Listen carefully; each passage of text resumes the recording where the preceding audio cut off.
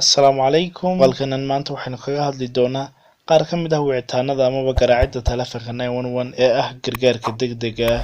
Dadkaas soo wacay taleefankan amaba soo garaacay ayaa ah kuwo ku jiray xaalado cakiran oo dhibaato ah. Waxaynu ku soo qaadan doonaa muuqaalkanan qayb ka mid ah dadkaas iyo dhibaatooyinka haystay.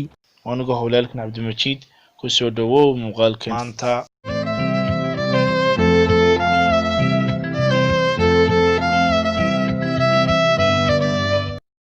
intaynan u gudagelin muuqaalkeena maanta aynu daawadayaasha qaar u yara sheegno amaba u yara bidhaamino waxa ay tahay iyo shaqada ay u qabto nambarka 911. nambarka 911 waxaa loogu talagalay inay soo garaacaan dadka u baahan gargaarka ama caawimaada degdega ah ee dalkaas Mareykanka. dadkaas soo wacaya nambarkan oo ah kuwo ku jira xaalado adag.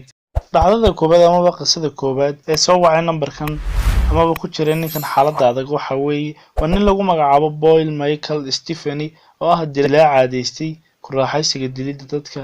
waxaana uu ninkan amaba dilaagana caan ku ahaa amaba ku yahay marka uu geysto dilka inuu soo wici jiray amaba soo garaaci jiray taleefanka askarta ee 911 isaga oo ooyaya una sheegaya qaabkii uu u geystay dilka. aynu bal dhageysano laba ka mid ah codadkiisii markii uu geystay dilka.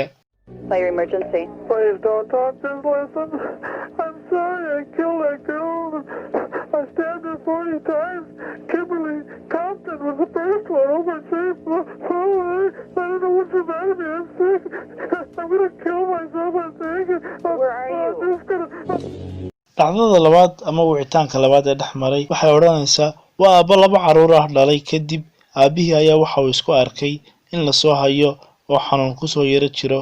waxaana uu u tegay aabihii dhakhtar balse uu u soo baadho oo u soo hubiyo xaaladdan lasoo daristay. intaa kadib waxa uu sheegay dhakhtarkii inuu jiro xanuun amaba jirro kasoo waajahday dhanka maskaxda ah taas oo kusoo badanaysa waxayna sabab weyn u noqon kartaa buu ku yidhi dhakhtarkii ninkii in uu ka takhaluso carruurtiisa oo uu dilo sidaas daraaddeedna laga kaxayn doono oo aanu qaadi karin mas-uuliyadda carruurtiisa oo aanu qaadi karin. balse markii uu maqlay ninku arrinkii ahaa in laga fogeyn doono carruurtiisa ayaa waxa uu ku dhaqaaqay in uu dilaba isagoo ku andacoonaya amaba sabab ugu dhigaya inaanu ka maarmi karin carruurtiisa. sidaas daraaddeedna waxa uu ku tuuray meel bad ah. markii uu ku tuurayna waxa uu soo wacay askartii iyo booliskii. waa kana wadahadalka dhex maray isaga iyo booliska. 911. Where's your emergency? I don't know. You gotta use the GPS tracker. I just killed both of my daughters. Alright? Okay, what's your You gotta use the tracker. CPS was trying to take my kids away from me. All I did was try to go get help. Because I was dealing with some sexual desires that I tried to go get help with. But instead, they turned their back on me, the whole system, and tried to take my kids. And y'all take this and y'all love me.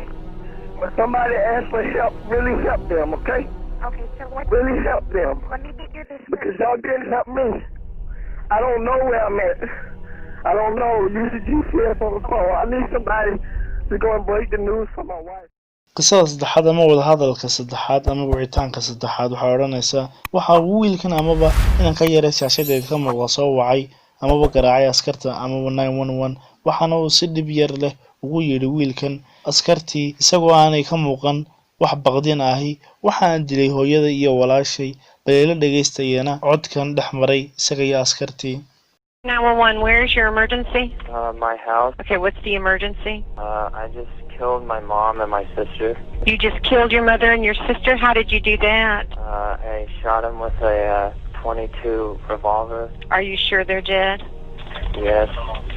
Okay, I want you to stay on the phone with me, okay? Are you all right? Yeah, I'm fine. Okay. Where is the gun? It's on the kitchen counter.